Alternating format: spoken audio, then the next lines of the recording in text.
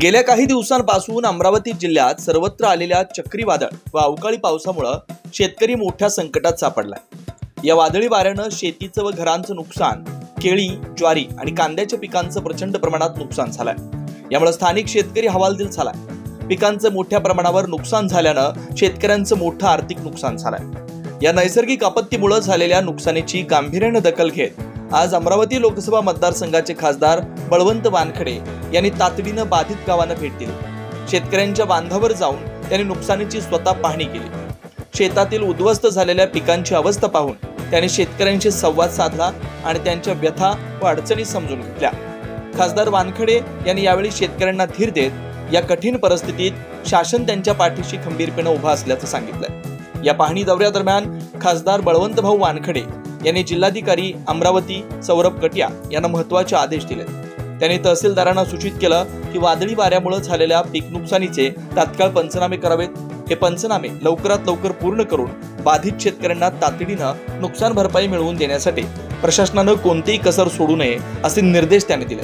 शेतकऱ्यांना वेळेवर मदत मिळणं किती महत्त्वाचं आहे यावर त्यांनी भर दिला।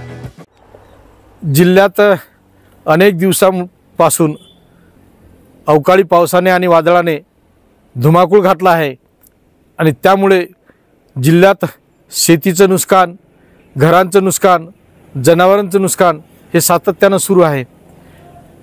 केळी, कांदा, ज्वारी या अनेक पिकांचं नुकसान फार मोठ्या प्रमाणावर झालेलं आहे। ते नुकसान भरपाईचे पंचनामे लवकरात लवकर करून शेतकऱ्यांना न्याय द्यावा ही शासनाकडे आमची मागणी आहे।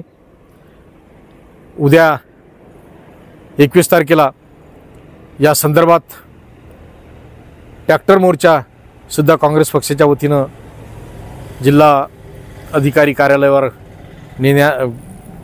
आयोजन केलेलं आहे।